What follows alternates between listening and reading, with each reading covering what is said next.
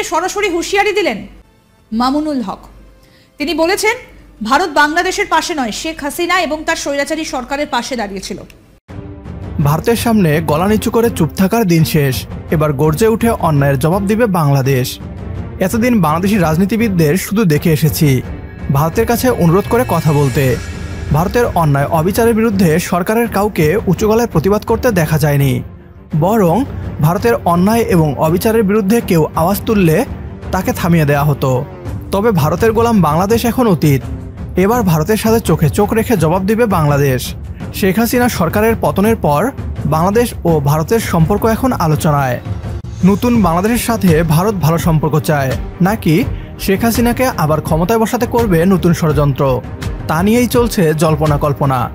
বাংলাদেশকে নিয়ে পশ্চিমবাংলার মিডিয়ায় চলছে এমনই ষড়যন্ত্র। এবার তাই ভারতকে সরাসরি হুমকি দিলেন মামুনুল হক।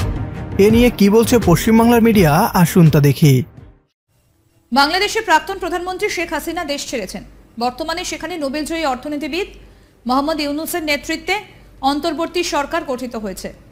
কিন্তু এখনও যে বাংলাদেশের পরিস্থিতি স্বাভাবিক হয়নি। শেখ হাসিনা আত্মগোপন করে ভারতে বসে রয়েছে বলেই খবর। এই অবস্থায় ভারতকে সরাসরি হুঁশিয়ারি দিলেন ইসলামের কেন্দ্রীয় যুগ্ম মহাসচিব মামুনুল হক। তিনি বলেছেন, ভারত বাংলাদেশের পাশে নয়, শেখ হাসিনা এবং তার স্বৈরাচারী সরকারের পাশে দাঁড়িয়েছিল। আমরা আশা করব ভারত তার বাংলাদেশ নীতি পরিবর্তন করবে। শুক্রবার বিকেলে দেশব্যাপী নৈরাজ্য প্রতিরোধ ও শান্তি প্রতিষ্ঠার লক্ষ্যে হেফাজত ইসলাম বাংলাদেশ ব্রাহ্মণবাড়িয়া জেলা শাখার উদ্যোগে স্থানীয় পৌর মুক্ত মঞ্চে আয়োজিত সমাবেশে তিনি একথা বলেন। তিনি বলেন, ভারত বাংলাদেশের পাশে নয়, শেখ হাসিনা এবং তার স্বৈরাচারী সরকারের পাশে দাঁড়িয়েছিল। আমরা আশা করব ভারত তার বাংলাদেশ নীতি পরিবর্তন করবে। শেখ হাসিনা বা আওয়ামী লীগের পক্ষে নয়, বরং বাংলাদেশের সরকার ও বাংলাদেশের জনগণের সঙ্গে তারা কাজ করবে। এই আহ্বান আমি ভারতের প্রতি রাখতে চাই। আবারও বলি, যদি ভারতে বসে ষড়যন্ত্রকারী অপশক্তি বাংলাদেশের অভ্যন্তরে বিশৃঙ্খলা তৈরি করতে চায়, ভারতকেই ভাবতে হবে বাংলাদেশের সঙ্গে তার পররাষ্ট্র সম্পর্ক কোথায় গিয়ে দাঁড়াবে। যদি ভারতে বসে ষড়যন্ত্রকারী পতিত অপশক্তি বাংলাদেশের অভ্যন্তরে বিশৃঙ্খলা নৈরাজ্য সৃষ্টি করবার পায়ে তারা চালায়, ভারতকেই ভাবতে হবে বাংলাদেশের সঙ্গে তার পররাষ্ট্র সম্পর্ক কোথায় গিয়ে দাঁড়াবে। স্বাধীন বাংলাদেশকে এখনো মেনে নিতে পারেনি ভারত, আর তাই এখনো ভারত বাংলাদেশ বিরোধী কার্যকলাপ করে যাচ্ছে। শেখ হাসিনাকে নিয়ে ভারতের ইন্টেলিজেন্ট এজেন্সি মিটিং করে যাচ্ছে।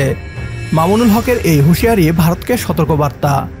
বাংলাদেশ বিরোধী কার্যকলাপ করে ভারত যদি ভাবে বাংলাদেশকে আবারও গোলাম বানাতে পারবে, তাহলে তা হবে তাদের বড় ভুল। ভারত এতদিন বন্ধুত্বের নামে বাংলাদেশকে একটা কলোনি বানিয়ে রেখেছিল। ছাত্র জনতার অভ্যুত্থান ভেঙে দিয়েছে ভারতের শেকল। প্রতিবেশী দেশ হিসেবে আমরা অবশ্যই ভারতের সাথে বন্ধুত্বপূর্ণ সম্পর্ক রাখতে চাই, তবে তা কোনোভাবেই স্বাধীনতাকে বিক্রি করে নয়। ভারতকে তাই সতর্ক করে মামুনুল হক বলেন, স্বাধীনতায় হস্তক্ষেপ করলে ভারতীয় দূতাবাস থাকতে পারবে না। ভারত যদি বাংলাদেশকে স্বাধীন এবং সার্বভৌম একটি দেশ হিসেবে না দেখতে পারে, তাহলে ভারতের সাথে সম্পর্ক রাখার দরকার নেই। বাংলাদেশের স্বাধীনতায় হস্তক্ষেপ করলে ভারতের দূতাবাস বাংলাদেশে থাকবে না।